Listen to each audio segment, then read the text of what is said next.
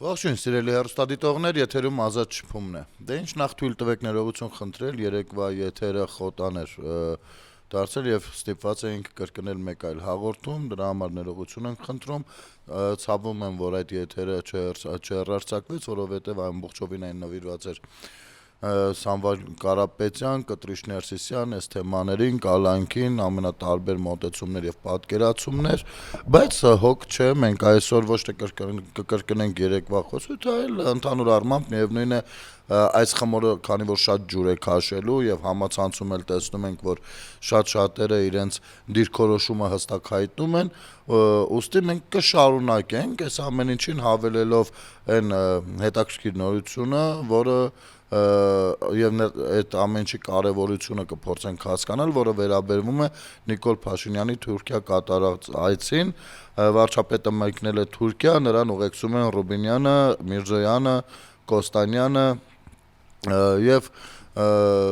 այս ամեն ինչի շուրջ կարծես որոշակի գիտեք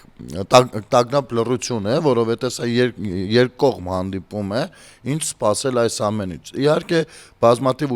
այլ ուժային կենտրոններից սնուցվող որոշ իրենց քաղաքական մեկնաբաններ համարող երևույթներ փորձում էին ամենի տակ ինչ-որ վատ բաներ տեսնել, բայց եկեք բացենք, մի փոքր մեր մտահորիզոնը եւ այդ կաշկանդվածությունը թուրքերի հետ շփվելու, որովհետեւ հավատացնում եմ ձեզ, ովքեր որ ձեզ կաշկանդում այդ ամենի մեջ, իրենք Թուրքիայում ունեն թե բիզնեսներ, թե իրեն ժամանակը հիանալի անցկացնում են այնտեղ եւ այլն եւ այսպես շարունակ, բայց քանի որ ուղղորդվում են տարբեր ուժային կենտրոններից, փորձում են ձեզ կոնսերվատիվ պահել այդ կաղապարի մեջ եւ իրենք շարունակեն իրենց գործունեությունը։ Իսկ եթե հասարակության այդ միտքը կաղապարված է, ապա կառավարելի է դառնում նաեւ Հայաստանի Հանրապետությունը ցանկացած երրորդ պետության կողմից։ Հիմա ամենատարբեր թեզերն էին առաջ տանում, թե սահմանը պետք չի բացել, թուրքերը կգան կլծվեն, բա հեսա էժան ապրանքները կբերեն կներմուծեն, բա ոնց կլինի, բա իրենք մեր թշնամիներն են, իրենք են։ Նախ թերևս ամենակարևորը հենց այս թշնամական հանգամանքը եկեք բարձենք, կներեք էլի։ Ռուսաստանի Դաշնությունը հանձնեց Արցախը եւ էթնիկ զտման ենթարկեց 120,000 արցախցիների։ Ես չգիտեմ արցախցիների մեծամասնությունը ինչպես է սրան վերաբերվում, այնուամենայնիվ, սա թշնամական գործունեություն էր, թե ոչ։ Ապա ոնց է ստացվում, որ միլիոնավոր հայեր ապրում են Ռուսաստանի Դաշնությունում, նրանցից մի մասը անգամ Պուտինի նկարով մայկաներով խոնարհված ֆոտոներ են հրապարակում, մյուս ներկայացուցիչները ինչ-որ վարձկաններ են հավաքում, որ գան Հայաստան, այն մեկն էլ առհասարակ եկել հարցերը ուզում էր իր ձևով լուծել։ Ոնց է ստացվում։ Չեք զգում, որ քանի որ Հայաստանը կաղապարված է, նրանք կարողանում են որոշ գործունեություն անել, դա թաքցնելով եկեղեցուի պաշտպանելու, չգիտեմ ինչերի, ամենատարբեր անուններ կարող են դնել, հայրենիքն ենք փրկում, ես իմ դիմադրում ենք, ես իմ ինչ ենք անում, բան։ Բայց ես վստահ եմ, որ այդ մարդու հետևից գնացող են հարյուրավոր երիտասարդներից որևիցե մեկը հայրենիքը փրկելու պահին չի եղել այն կետում, որտեղից որ սկսվում է հայրենիքի փրկությունը։ Ամեն դեպքում սա դնենք առայժմ եւ Թուրքիայի թեմաները որպես քաղաքացի, ես քաղաքական մեկնաբան չեմ, բայց որպես քաղաքացի այսպես եմ դիտարկում։ Նախ որևիցե մեկը շատ փոքր է, որ ինձ սովորեցնի թե հայրենասիրություն, թե թուրքը ինչքանով է մեր թշնամին եւ այլն։ Ես այդ ամեն ինչը հիանալի գիտեմ հենց իմ սեփական կրթությունից ելնելով, ընթերցասիրությունից ելնելով, իմ սեփական մտորումներից ելնելով, բայց երբ սկսեց Արցախյան հարցը, մենք ենթարկվեցինք Թուրքիայի կողմից բլոկադայի։ Ես ուզում եմ ձեզ հիշեցնել, որ մենք թշնամական Թուրքիայի հետ երբեք սահման չենք փակել։ Հիմա էլ փակ չի։ Սահմանը փակել է Թուրքիան մեզ ենթարկելու համար բլոկադայի, այսինքն դա վատ բան է, հաշվարկել են ու դա վատ բան է։ Հիմա գնում են հարաբերություններ, որպեսզի բացվեն սահմանները։ Եվ եթե դա հաջողի, դա կլինի մեր անկախ Հայաստանի Հանրապետության ամենակարևոր էջերից մեկը ապագայի համար, որովհետև ինչ է նշանակում սահմանների բացում։ Սահմանների բացում բնավ չի նշանակում հյուսիսից հարավ այդ բանը փշալարերը հավաքել թափել։ ու դարձնել սենց ինչ-որ բան։ Ոչ, սահմանի բացում նշանակում է դնել անցակետ, սկսել առևտուր անել, սկսել հարաբերվել, սկսել դիվանագիտական հարաբերություններ, այսինքն, օրինակ, Թուրքիայում կարող է լինել հայկական դեսպանատուն, Հայաստանում թուրքական դեսպանատուն։ Սրանք պարզ հարաբերություններն են, եւ բնականաբար Թուրքիայում իր հավատարմագրերը կհանձնի Թուրքիայի ղեկավարին այդ օրվա մեր դեսպանը եւ Թուրքիայի ներկայացուցիչը իր հավատարմագրերը կհանձնի մեր ղեկավարին։ Հիմա ուզում եմ ես հասկանալ, սրա մեջ ինչ ենք մենք նկատում։ Այո, ցեղասպանությունը եղել է եւ եղել այն ժամանակ, երբ որ Հայաստանը պետություն չէր։ Պետություն չէր, որևիցե մեկը ինձ չի կարող ցույց տալ պատմաբաններից սկսած այդ իրանց այդ, չգիտեմ, գոռոց ղժոց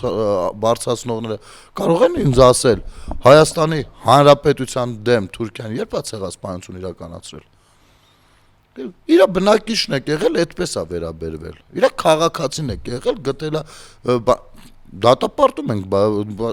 որովհետև տեսել են, որ մենք չենք գնում պետություն կառուցելու ճանապարհով, ընդհակառակ ինչ-որ Օսմանյան կայսրության դեմ գործողություններ։ Իմիջիալոց բոլոր հերոսները, ովքեր որ մեր ֆիդայապետերը եւ այլն, իրենց պայքարը եղել է այո, որպեսի սուվերեն պետություն ստեղծվի, որովհետեւ ստեղծել սուվերեն պետություն դա կնշանակեր ազատագրվել եւ ունենալ իր սեփական պետությունը, իր բոլոր համակարգերով։ Միջազգայինորեն ընդունելի պետությունը, որը կապահովագրեր ամենատարբեր վտանգներից։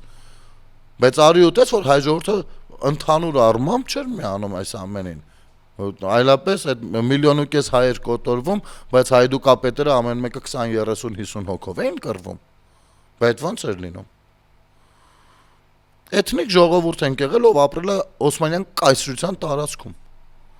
Եվ կայսրությունը ինչպես ուզել այդպես է վերաբերվել։ Այո, հենց դա է վատը։ Եվ հիմա հարցը այն չի, որ դա Օսմանյան կայսրությունն է, դա կայսրություն է։ Բրիտանական կայսրությունն էլ տեսնեք հնդիկների հետ ոնց էր վերաբերվում, կամ ֆրանսիական կայսրությունը Աֆրիկայում ոնց էր վերաբերվում։ Կամ ռուսական կայսրությունը ոնց էր վերաբերվում իր հպատակների հետ, եւ հիմա էլ ոնց է վերաբերվում, բոլորիս աչքի առաջ է, եւ նա չի ցանկանում տեսնել Հայաստան պետական անկախ հայաստանյան պետականություն։ Այլապես իր մանյովրի, առևտրի դիրքերը նվազում են այդտեղ, հասկանում եք։ Հիմա ունենք Հայաստանի Հանրապետություն, կա Թուրքիայի Հանրապետություն։ Անմիջական հարևանությամբ մեր։ Եվ ընդ որում մեր կապը ավելի ցիվիլ աշխարհ ուզենք թե չուզենք Թուրքիայով է ստացվում, աշխարհագրություն է դա։ Մեզ անհրաժեշտ է Թուրքիայի հետ հարաբերությունները 3-րդ կամ 4-րդ մեկի միջոցով իրականացնել։ Անհրաժեշտ է դա։ Ասենք պատկերացրեք, Պողոսն ու Պետրոսը իրար հետ հարց ունեն, Մարտիրոսն է գալիս, Պողոսից վերցնում է հարցը տանում է Պետրոսին, Պետրոսից վերցնում բերում է Պողոսին, առանքն էլ մի քանի բան իր ձևով դասավորելով, որովհետև ինքն էլ իր շահը պիտի ունենա։ Ինչի՞ համար Մարտիրոսին առանքից չանենք, Պողոսն ու Պետրոսը թող իրենց հարաբերությունները ուղիղ նայեն։ Կամ այդ ցեղասպանության թեման, այսպես թե այնպես բոլորս էլ հասկանում ենք, եւ ովքեր չգիտեն, ապա ես զարմանում եմ, դա նորություն չի, Հայաստանի Հանրապետության արտաքին գործերի ռազմավարական օրակարգում երբեք ընդգրկված չի եղել։ Այո, դա եղել է մեզ համար առաջնային հարցերից մեկը եւ այդ ուղղությամբ աշխատանքներ են տարվում լոբիի միջոցով, արևմտահայության, սփյուռքահայության միջոցով եւ այլն, որովհետեւ այդտեղ կան նյուանսներ։ Որովհետեւ Հայաստանի Հանրապետությունը ունի իրավական հենք պահանջներ ներկայացնելու Թուրքիայի Հանրապետությունից։ Այսպեսի, ես չգիտեմ, սա լավ է թե վատ, ամենայն դեպս մենք 21-րդ դարում եկել հասցրել ենք մեր պետությունը այդ օրվան։ Մենք տարածքային եւ իմիջիալոց ասեմ, այդ նույն,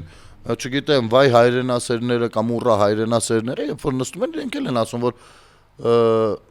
ինչ որ բան չունեն, փաստոր։ Հայաստանի իրենք ունեն, մարդը ունի, բայց Հայաստանի Հանրապետությունը չունի։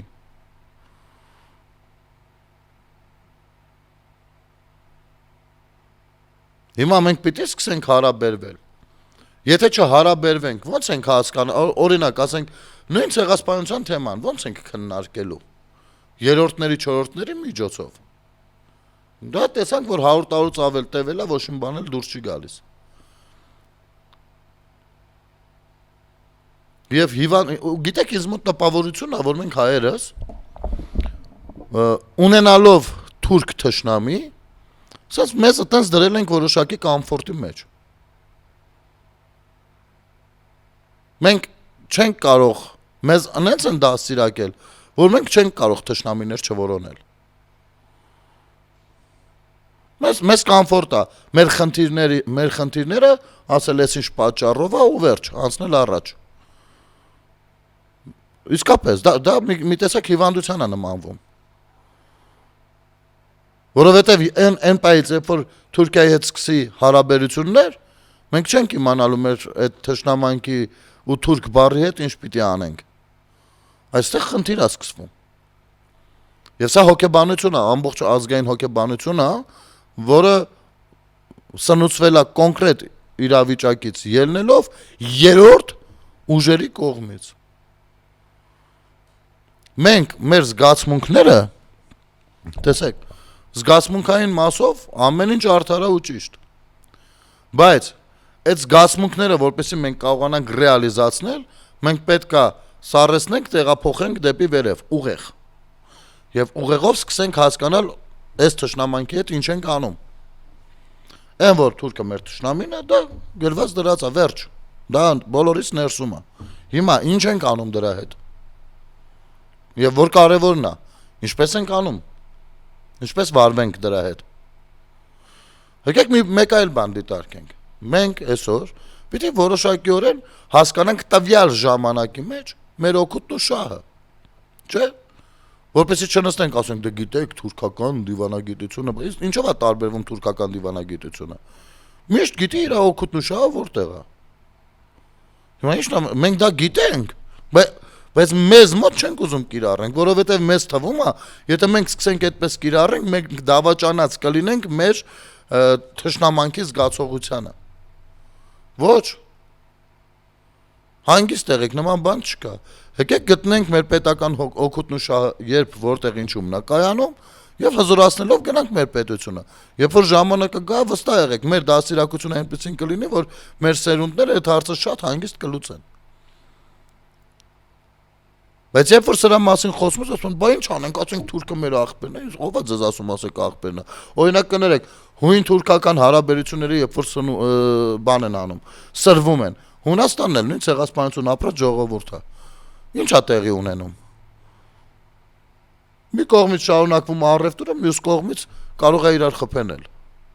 Դու Գազայի եւ Իսրայելի պարագայում ինչ էր կատարվում։ Մի կողմից չկա տենց հրյա համար բանը Գազայի բնակիչը ինչ որ կերպ կարող է տանելի լինի եւ հակառակը, չէ՞։ Այն ուղնուց մեջ է թշնամանքը իրենց մոտ։ Բայց երկու Գազայի բնակիչ եթե ունենում էին դատական խնդիր, գնում էին Իսրայելի դատարանում էին իրենց հարցը որոշում, որովհետեւ այնտեղի դատարանը լավն է։ Այսինքն ինչ որ ուղղություններով հարաբերվում էին, չմոռանալով թշնամանքի մասին եւ այդ ուղղությամբ աշխատանքներ չտանելով։ Բայց մի հատ եկեք sense պատկերացնենք։ Այդ եթե մենք մեկին ասում ենք թշնամի, դիմացինին նույնպես դիրքավորում ենք այն հարթակում, որ ինքը մեզ դիտարկի թշնամի։ Հիմա ես հարց եմ ուզում տալ։ Իսկապես sense խելապա գժի նման, տենց ասեմ գժերն են էլի տենց, չէ՞, որ վախ չունեն բան ու вообще ոչ մի բանից վախ չունեն գժերը։ Ասենք կարող է մի 100 հոգու դեմ դուրս գան մենակով, տենց ինչ որ գժական բաներ անեն, միջև տանեն սրան հիվանդանոց։ Հիմա մենք գժի նման դուրս ենք եկել, Թուրքիային ասում ենք Թուրքիա, քանի որ դու մեզ թշնամին ես, դու էլ մեզ դիտարկի քեզ համար թիվ 1 թշնամի ու արի տենանք ինչ ես ասում։ Նորմալ է, դուք պատկերացնում եք, եթե Թուրքիան որոշի, որ Հայաստանը թշնամի է,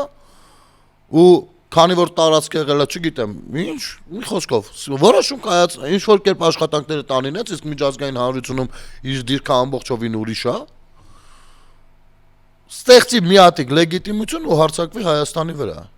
Կարող ենք իմանալ քանի վայրկյան ենք դիմադրելու։ Ինչ, Տաշիրի Սամոն ու բանը, չգիտեմ, ովքեր են գալու մեզ, Իշխան Սաղաթելյանն է գալու մեզ փրկի այդ իրավիճակից, դաշնակները բան։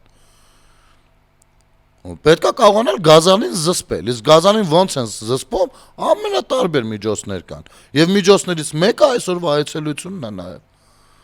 Եվ միջոցներից մեկը հարաբերությունների մեջ մտնելն է։ Եվ շատ փափուկ, գիտեք, լավ ասացված կասма ջուրը իր փափկությամբ քարը մաշացնում է։ Փափուկ ուժի կիրառումը դեռևս ոչ ոք չի հետաձգել։ Եվ մենք պիտի հասնենք նրան ընդ որում այդ հարաբերություններով, որ Թուրքիան հասկանա, որ մեզ հետ շփվելը շահեկան է։ Եվ երբ որ դիտարկի այդ իմաստով շահեկանը Հայաստանի հետ շփվելը, ինքն էլ կսկսի քիչ-քիչ գիտակցել եւ ընդունել իր մեղքերն ու մեղավորությունները։ Այլ պարագայում, երբ որ դու ազդեցություն ես ցուցաբերում միայն, դրան հետևում է հակ ազդեցությունը, վերջ։ Ուրիշ ոչ մի բան։ Ով է դուժում, վստահ եք Թուրքիան չի դուժելու 10 սահման ունի տարբեր երկրների հետ։ Մենք ինչ ունենք։ Աշխարհից կտրել ենք մեզ, մի հատ օղակ ենք գծել կողքներս ու այս թշնամիա, այն թշնամիա, այն չենք ուզում շփվենք, այն էլ վատ մարդիկ են։ Հետո շատ լուրջ դեմքով նստում մտածում ենք, ինչի է մեր վիճակը սենց վատ։ Ինչի է օրինակ արտասահմանում ու գնաց։ Ինչի են բոլորը մեզ շահագործում։ Եվ երեկվա վարչապետի ելույթը այդ իմաստով շատ լավն էր։ Շատ լավ է։ Որ բրավոների արժանի։ Որ ո անարդար աշխարհ թույլ տուր թքեմ քո ճակատին։ Աշխարհն ի՞նչ է անում։ Դու քեզ մեկուսացրել ես աշխարհից։ Չես աշխատում աշխարհի հետ, փորձել ես միշտ աշխատես երկրորդ, երրորդ անձանց միջոցով կամ ուժերի միջոցով։ Այսօր եկել ես ասում, որովհետև շփվել չգիտես։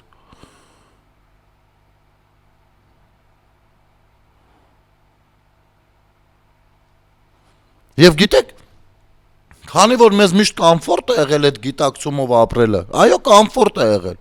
Կոմֆորտ է եղել։ Ինչի ենք վատ ապրում, դե որովհետև թուրքերը մեր թշնամին են։ Վերջը, կոմֆորտ է եղել այդպես։ Քանի որ Թուրքիան դու չգիտեմ, ժամանակակից աշխարհում ինչքանով է հնարավոր որ պետություններ վերանան, ես կարծում եմ դա գրեթե անհնարի նման մի բան է։ Բայց համենայն դեպս Թուրքիան չի վերանալու դեռ երկար հարյուրամյակներ մեր կողքից։ Եվ մենք էլ չենք վերանալու վստահաբար, որովհետև արդեն անկախ պետականություն ենք ստեղծում եւ սահմաններ ենք գծում եւ դառնում ենք միջազգային գործոն։ Ի հեճուկս որոշների։ Ոստի մենք պիտի սկսենք սովորել մեր միջավայրում ապրել։ Գիտեք ոնց, ասում են, պատմական Հունաստանի տարածքների մասնախոսքը, ուղղակի որ ասում, Հունաստանում օվկիանոսը դիտվում էր, ծովը դիտվում էր խնդիր եւ մահացու մի բան, մինչեւ որ մարդիկ սկսեցին սովորել նրա վրայով լողալ։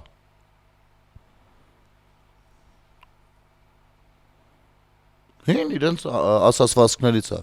Երբ որ սկսեցին սովորել նավ կառուցել։ Եվ այլևս խնդիր չէր ծովը կամ օվկիանոսը, ճիշտ հակառակ, սկսեց դառնալ օգուտ։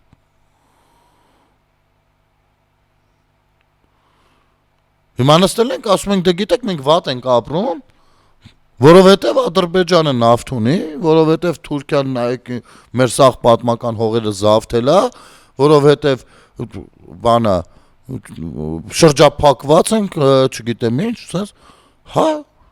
հասկացանք։ Ուից հետոյի վրա ինչ որ մեկը պատկերացում ունի, բնականաբար չունենք։ Ինչու չունենք, որովհետև կոմֆորտով ապրել ենք այդ մտածելակերպի մեջ կոնսերվատիվ ձևով։ Եվ դրա համար էլ ամեն մեկը կարծել է, որ հեսա մի հատ օլիգարխիկ ուղարկեն, եսի կգա ստեղ մի քանի 100 միլիոնի լավություն կանի մարդկանց, հետո կասի ժողովուրդ, ելեք ինձ պաշտպանեք, հեսա գնում ենք, բան անենք, պետության դեմ կռիվ տանք։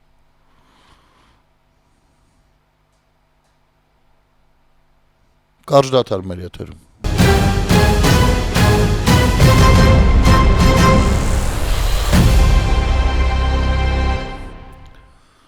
Վերադառնանք սիրելի հեռուստադիտողներ ու իսկապես մենք մեզ բերել փորձել են դարձնել աբորիգեն։ Իսկապես մենք աշխարհին ապրելու ձև սովորացրածներս Մենք աշխարհում կարևորագույն ժողովուրդս նոյից սերված։ Տեսեք, որ նայում ենք, ամեն ազգություն ունի իր սկզբնաղբյուրը, հա, թե ոնց է ինքը առաջացել։ Շատ ազգություններ դեռ մինչև հիմա փնտրտուքների մեջ են, լավ, ինչ որ կետի հասնում են ու նոր հարցեր առաջանում, լավ, իսկ ամենասկզբում ինչ էր։ Մենք աշխարհում են երանելի ազգն ենք։ Ով հստակ գիտի որտեղից է ինքը առաջացել։ Նա եղել է Նոյի 3 որդիներից մեկի Հաբեթի սերունդը։ Դա կայանում է այդ սերունդը։ Եվ իմիջայլոց դա թերևս ամենապատվավոր ճյուղն է։ Եվ եթե այլ ժողովուրդներ իրանց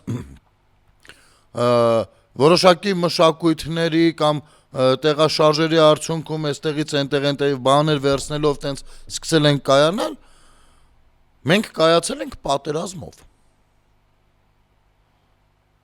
Կոնկրետ պատերազմով։ Երբ ենք սկսել կոչվել հայ, սկսել ենք կոչվել հայ այն ժամանակ, երբ որ մեր ցեղապետ Հայկը հաղթել է Բելին։ Կոնկրետ պատերազմով, ու ասել ենք մենք Հայկի ցեղն ենք, մենք հաղթողների ցեղն ենք, բայց մենք հարձակվողների ցեղը չենք։ Մենք Հայկի ցեղն ենք։ Ու սկսվել է մեր տեսակը։ Տարածվել, մեծանալ, փոքրանալ, անհետանալ, հայտնվել եւ այլն։ Մենք այդ ժամանակներից մինչև այսօր անցել ենք պատերազմների միջով, մինչև այսօր պատերազմը չգիտենք ինչ է։ Որովհետեւ վերջին մի քանի 100 տարիները մենք սովոր ենք եղել չվստահել ինքներս մեր կարծիքին։ Նայենք, որ էսի քանի որ կապ չունի, որ էդի Վասյանա, չգիտեմ, ճահիճներում ապրող, բայց քանի որ ինքը կայսրության քաղաքացի է, ուրեմն մի բան գիտի, որ ասում է։ Հենց Վասյան ոտը քաշում է, մենք աշխարհի ամենախելացի ժողովուրդն ենք։ Լուրջ եք ասում։ Իսկ խելացիությունը ո՞նց է չափվում։ Կան չափման միջոցներ կան, ասեմ ձեզ, մի քանի միջոցներ կան, 8 թե 9 չափման միջոցներ կան, IQ-ն ներառյալ։ IQ-ը, CQ-ը sense գնում է։ Մեկ եկեք տեսնենք հələ որտեղ որերորդն ենք։ Այո, ամեն մի հայ անհատականություն է։ Բայց մենք դրա մասին մոռացել ենք։ Եվ իրար չենք ընկալում որպես անհատականությունների։ Եվ այնքան ենք մենք մեզ խեղճացրել, այնքան ենք մենք մեզ ստրկացրել, ինքներս մենք մեզ 91 թվականից հետո հատկապես մենք մեզ ստրկացրել ենք բառացիորեն։ Որ ցանկացած մեկը մեկ էլ գալիս է թուրը հանում, սկսում է ճոճել մեր պետականության վրա։ Հետո սկսում են տարածել Սամվել Կարապետյանին ձերբակալեցին, որովհետև նա պաշտպանում էր եկեղեցին։ Չէ, հա։ Ով է ասում։ Բա եթե եկեղեցի իրենց պատկերացումով պաշտպանելու համար էր, բեն մնացածի խիչ են ձերբակալում։ Ոչ, եկեղեցի պաշտպանելու համար չէր։ Հարցերը իր ձևով լուծելու համար էր, այսինքն եկել էր մի հատ օլիգարխ եւ կոչ էր անում հարձակվել պետության վրա։ Իմիջայլոց նրա կողքը հավաքված քաղաքացիներին ես հասկանում եմ, հայ ենք, մարդ ենք, բոլորս էլ այդպեսին ենք, որ եթե մեր ընկերոջը կամ մեր հարազատին կամ մեր կողմից հարգված մեկին մի բան է պատահում, մենք բոլորս հավաքվենք ու սատարենք։ Սա նորմալ է։ Ես դրա համար ոչինչ չունեմ ասելու, դա բնույթն է մեր այդպեսին։ Դա նորմալ է։ Եթե ես դրա մասին վատ բան ասեմ, ուրեմն ինքս վատ մարդ եմ ստացվում, որովհետև ես էլ շատ դեպքերում լավ իմանալով, որ այս ինչը ամեն դեպքում ճիշտ է, միևնույնն է, ես կանգնում եմ իմ հարազատի կողքին։ Սա նորմալ է։ Սրա մասին չի խոսքը։ Բայց ձեզ համոզել են, թե խնդիրը Փաշինյանն է։ Իրականում Սամվել Կարապետյանի կոչը ոչ թե ՔՊ-ի, ոչ թե Փաշինյանի մասին էր, այլ պետության։ Եվ ոչ թե դուք դուրս եք եկել Փաշինյանի դեմ, այլ պետության եւ հայ ժողովրդի Հայաստանի Հանրապետության քաղաքացու։ Ումից ուզում եք խլել իր իրավունքները։ Իսկ դա թշնամական մոտեցում է։ Ուսումնասիրեք ցանկացած պատմություն, պատերազմ, իրավիճակ թշնամական պետությունների։ Ամեն ինչ դրա մասին է։ Հենց իմի Արցախում արցախցիների իրավունքները գողացված են։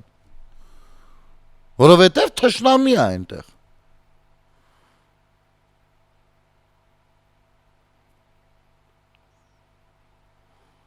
Հայաստանի Հանրապետության դեմ ես ներողություն եմ խնդրում իմ հայրենակիցներից, բայց պիտի ասեմ հետևյալը. Հայաստանի Հանրապետությունը դա հենց իմ պետությունն է։ Իմ պետությունն է, որի ղեկավարները այսուհետ միայն ու միայն ես հազիվ վերադարձրել եմ դա։ Վերադարձրել եմ գողացողներից։ Եվ այդ գողացումները փաստարկված են նաև իրավաբանական հենքերով, ապացուցված են դրանք։ Սա կարծիք չի։ Օրինակ, երբ որ դուք ասում եք, Նիկոլը էս հանձնեց են տվեց, սա ձեր կարծիքն է, որովհետև իրավական հենքով ամբողջովին այլ է։ Կարող ենք երկար բանավիճել։ Ու միևնույնն է գալու եք իմ ասածին։ Իսկ իմ ասածը կարծիք չի, փաստեր են։ Ես վերադարձրել եմ իմ պետությունը ինձ, որպես ժողովուրդ։ Եվ իրացնում եմ իմ պետության գործառույթները սահմանադրությամբ սահմանված կարգով, պետության սրբության սրբոցով։ Եվ քանի որ սա իմն է, երկրի ղեկավար, անկախ նրանից ես Պողոսին կընտրեմ, բայց կընտրվի Պետրոսը, թե Պետրոսին կընտրեմ, բայց կընտրվի Պողոսը, եթե ընտրությունները լեգիտիմ են, անկախ ամեն ինչից ես դա ընդունում եմ եւ շարունակում եմ պետությունը համարել իմը։ Եվ որևիցե մեկին չեմ կարող թույլ տալ, որպեսզի այն ինչը որ իմն է, իսկ պետությունը իմն է, պետությունը ես եմ, ոտնձգություն լինի նրա հանդեպ։ Եվ սա պիտի գիտակցեք։ Ոչ թե սա նկարագրեք որպես Նիկոլինա պաշտպանում կամ Պողոսին, նախ եթե պաշտպանեմ լավ եմ անում, հատկապես այս շրջանակներում, բա դուք ում եք պաշտպանում, Պուտինին, Վասյաներին։ Բայց այնուամենայնիվ, կոնկրետ իմ մասով տրամաբանությունը հենց դա է, ես պաշտպանում եմ իմ պետությունն ու պետականությունը, եւ այո արդյունքում նաեւ Նիկոլին, այս պարագայում, Փաշինյան, վարչապետին, որովհետև նա այս պահին պետության ղեկավարն է եւ հենց հիմա գնացել է ավելի քան 120 տարի թշնամություն իրար հանդեպ կրող պետության մայրաքաղաքում հանդիպելու տվյալ պետության ղեկավարի հետ։ Եվ ես պիտի թիկունքը պահեմ։ Իսկ դուք ինչ պիտի անեք, եկեք մի հատ մտածենք, պետությունը ձերն է, թե չէ։ Համարում եք, որ դուք պետություն եք, թե չէ։ Ես այդ պատմությունը պատմել եմ, չեմ հիշում, երեկվա եթերում էի պատմել, թե չէ, ամեն դեպքում թարմացնեմ։ Ես իմ ընկերոջը, երբ որ ատել եմ միշտ Քոչարյանին ու Քոչարյանի ժամանակ էլ պայքարել եմ նրա դեմ, իմ հնարավորության միջոցներով, չգիտեմ, այսքանով։ Այն ժամանակ sense հնարավորություններ չկային եւ պայքարելն էլ շատ բարդ էր, որովհետեւ ցանկացած մեկով փորձեր իր ձևով պայքարել ուղղակիորեն գնդակահարվում էր։ Ես անգամ նրա ձեռքից Հայաստանից դուրս եմ եկել ստիպված։ Իհարկե հետո վերադարձել եմ եւ իմ դուրս եկած ժամանակահատվածը հանուն հայ ժողովրդի եմ սպառել այդ ժամանակը։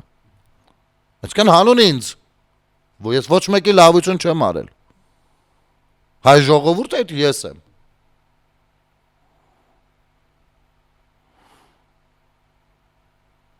Ասեմ ավելին,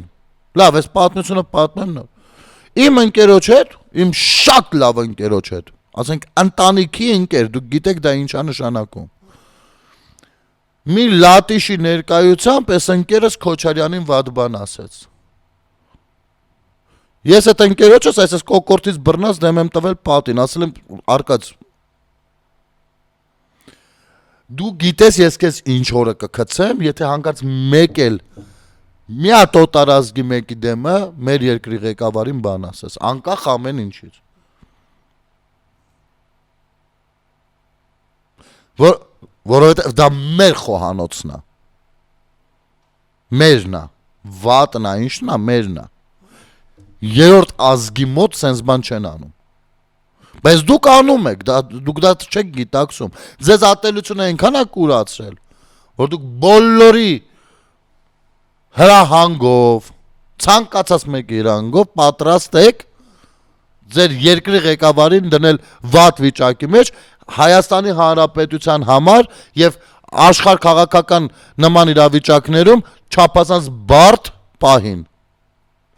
Դուք չեք կարողանում տարանջատել, որ դեպքում եք դուք պայքարում, քաղաքական պայքար մղում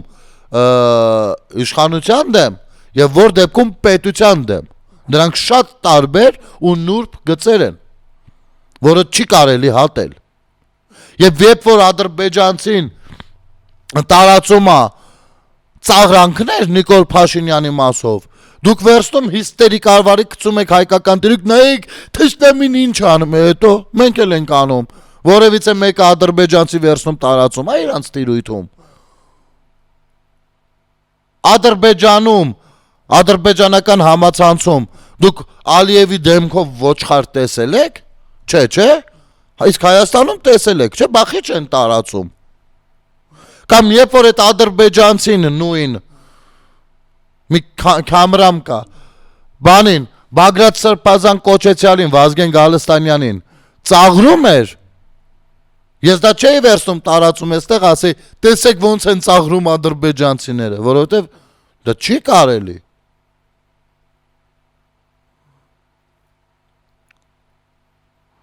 Չեք զգում ինչ-որ երկակի ստանդարտներ են ստացվում։ Թե կարծում եք ձևը չգիտենք։ Գիտենք, բայց դա բարոյական չի։ Ինչպես բարոյական չի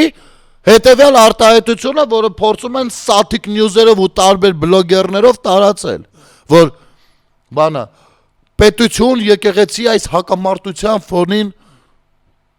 այս լեզվամտածողությունը թշնամական է բացառապես եւ ռուս-ադրբեջանական, այո, եւ խնդրում եմ իմացեք ժողովուրդ ջան, եթե ցանկացած նյութ բլոգեր կլինի, թեկուզ ձեր ամենասիրելի բլոգերը լինի, բացեք ու տեսեք մեկնաբան կլինի, ինչ կլինի, հենց նախադասությունը սկսում է պետություն, եկեղեցի, հակամարտություն, այդ թեկուզ փոխաբերական իմաստով, բայց դա օգտագործում է, անջատեք, իմացեք, որ նա ձեր հանդեպ թշնամություն է անում, վերջ, որովհետև պետություն եկեղեցի հակամարտություն չկա ու չի կարող լինել, գոյություն ունի եկեղեցի և կտրիչ Ներսիսյան հակադրություն, սա է խնդիրը, որտեղ որ թե քաղաքացին, թե պետության ներկայացուցիչ, պետական աշխատող կամ վարչապետ թեկուզ, բայց էլի պետական աշխատող է Նիկոլ Փաշինյանը անդրադառնում են միևնույնն է ոչ թե իրենց դիրքերից, այլ որպես քաղաքացի, չնայած կարող են եւ իրենց դիրքերից, պետության անվտանգային հարց է, որովհետեւ այո, պետության անունից կարող են խոսել նախագահը, կարող է խոսել կաթողիկոսը,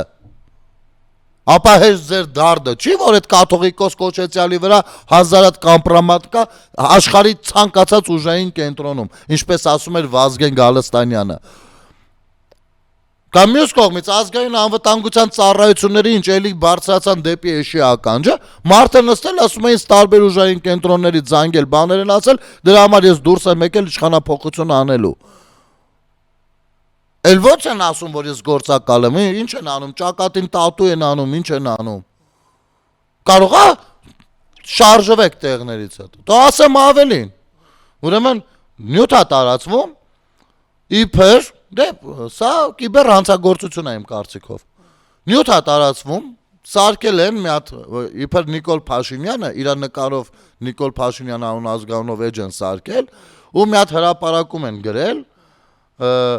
որ իբր դա ասել է Նիկոլ Փաշինյանը, մտնում ես Նիկոլ Փաշինյանի էջում նման բան չկա,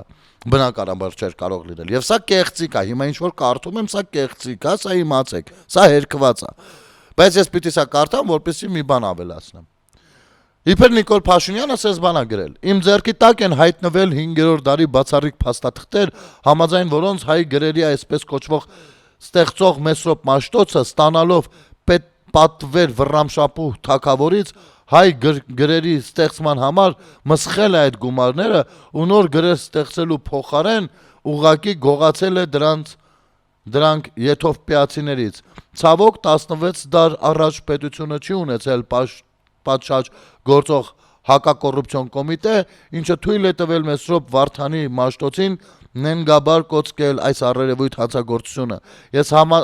հանձնարարել եմ համապատասխան մարմիններին ճշտել նաև կաթողիկոս Սահակ եւ Սահակ Պարթևի հնարավոր մասնակցությունը այս այբուբենական խայտարակ ավանտյուրային։ Փաստացի մենք մեզ խաբել ենք 16 դար շարունակ ու օգտագործել ենք լեզու չունենալով դրա սեփականության վկայականը, կամ եթե կուզեք հեղինակային իրավունքները։ Մենք չենք կարող համարել մեզ լիարժեք ինքնիշխան պետություն, քանի դեռ խոսում եւ գրում ենք մի լեզվով, որ ըստ էության մերը չէ, սա խնդիր է, որի հետ պիտի առնչվենք եւ տանք համապատասխան լուծում։ Այս sense մի հատ բան են հավաքել, դրել են իբր Նիկոլ Փաշինյանը sense հայտարարություն արել, որը կրկնում եմ կեղծիկ, հա, եւ սա կաներ ամենավերջին սրիկան բնականաբար, ադրբեջանամետ սրիկան ընդ որում, ադրբեջանա ծագումով այդպիսի սրիկան, հա, բայց այստեղ ինչն է բան, ուրեմն մի քանի օր առաջ էլ, մի 10 օր առաջ, սա ես խնդրում եմ ներքին գործերի նախարարությունը ուշադիր լինի, նայեք, մի 10 օր առաջ այդպես սարքել էին իմ նկարով էջ, գնել սարքության, որ նայես կիմանաս ես եմ, ու գրառում էլ ես եմ արել, ու ամենալեկտի բառապաշարով մի հատ գրառում էին արել, ու իբր այդ ես եմ արել, ու տարածում էին։ Իմիջիալոց դա երկրորդ դեպքն էր։ Մի անգամ էլ տենց բան Արսեն Բաբայան կոչեցյալ ստախոսներ տարածում, ով Արտուր Վանեցյանի փաստաբանը հանդես գալիս որպես, բայց նա ստախոս է։ Նմանատիպ մի բան։ Ուրեմն, ես դա տեսնում եմ ու տեսնում եմ, որ շատ է տարածվում։ Մտնում եմ Google Poisk, Google որոնում, գրում եմ բան, կիբերհանցագործության բաժին։ Բերում է ՆԳՆ-ի էջը կիբերհանցագործության բաժինը, երկու հեռախոսահամար, երկու հեռախոսահամարներով զանգը հարում եմ, երկու հեռախոսահամարներ, մի քանի անգամ, երկուստ էլ չեն պատասխանում, բայց նշած է, որ եթե ինչ-որ բան ես համարով զանգեք, երկուսն էլ չեն պատասխանում, ու ես մինչև այսօր, հարգելի ներքին գործերի նախարար, սպասում եմ հետադարձ զանգին, 15 օր է այդ նյութը տարածվում է, ես չգիտեմ, արդեն պոչը կորավ երևի, հիմի որ հետ զանգեք ու հանկարծ սկսեք զբաղվել դրանով, ձեր գործը տասնապատիկ բանաղած է լինելու, բարդացած է լինելու, հասկանում եք, մինչև այսօր սպասում եմ այդ զանգին, հիմա ես նայելու եմ, այս կեղծիկի հետևից տվյալ կառույցը գնալու է թե չէ, ես վստահ եմ, որ շատ հնարավոր է շատ արագ գնան, որովհետև վարչապետին է վերաբերվում, ու պահանջներ եմ ներկայացնելու, սա մեկ, երկրորդ, առհասարակ ներքին գործերի նախարարության հետ կապված հարցերը շատ են, ես դրա համար տեղեկացնում եմ ձեզ, տիկին նախարար, նայեք, երեք, հանրային օրակարգի պաշտպանություն հասարակական կազմակերպության տարածքում է հայտնվում, դոկ կուսակցության մի, եկեք բարոյական կերպարը հեռուստատեսային լեքսիկոնով դժվար կլինի նկարա բանանել, ներկայացնել, woman, կին, ով ստեղծում է շատ կեղտոտ իրավիճակ, բնականաբար, իսկ այդ օֆիսային տարածքներում կան երեխաներ անչափահաս, բարի են գալիս եւ այլն, բոլորի անդորը մի հատ խառնում է իրար, իր լեքսիկոնին համաձայն, իր մորական դաստիարակության եւ դոգական դաստիարակության լեքսիկոնը, իմ անձի հանդեպ։ Ես որպեսի չդիմեմ վատ քայլերի, որովհետև մարդ եմ եւ կարող եմ հունից դուրս գալ, արդեն հունից դուրս էի գալիս, ու հանգարց դրա համար մի հատ էլ չկալանավորվեմ, վերջնում զանգահարում եմ 102։ 102-ից չեն վերցնում հեռախոսը։ Հետո մի 5 րոպե հետո հետ են զանգում։ Բայց ինչով կայո ենք։ Ասում եմ, լսեք, այն ինչի համար որ զանգում էի, արդեն գնաց։ Խի չեք վերցնում։ Դե ծանրաբեռնված ենք։ Նախ սա շատ վատ է, որ ծանրաբեռնված եք, սա լավ բանի մասին չի խոսում, բայց ասում եմ, իսկ դուք դիմել եք առհասարակ վերևները, որ ծանրաբեռնվածության պատճառով չեք կարողանում հասցնել քաղաքացիների զանգերը սպասարկել, որովհետև այդ այն համարն է, որ կարող է նենց բանա, որ հենց այդ պահին է պետք վերցնել։ Կարող է մեկը դանակը դրել է կոկորտից։ Մի խոսքով։ Ասում եմ, դե սենց ու անցնում է։ Դա արդեն մի 40 րոպե հետո քաղմասից զանգ, արդեն ինձ էլ հարմար չէր, որովհետև դեպք էր պատահել, ես արդեն շտապ պիտի գնայի։ Խնդրեմ, միջև այսպես մի հատ վիճակ է։ Ոստիկանության թեժ գիծը տենց էլի։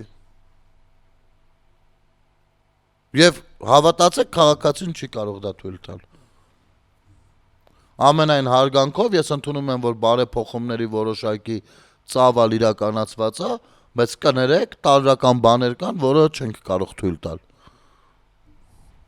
Եթերում ազատ շփումներ, կհանդիպենք։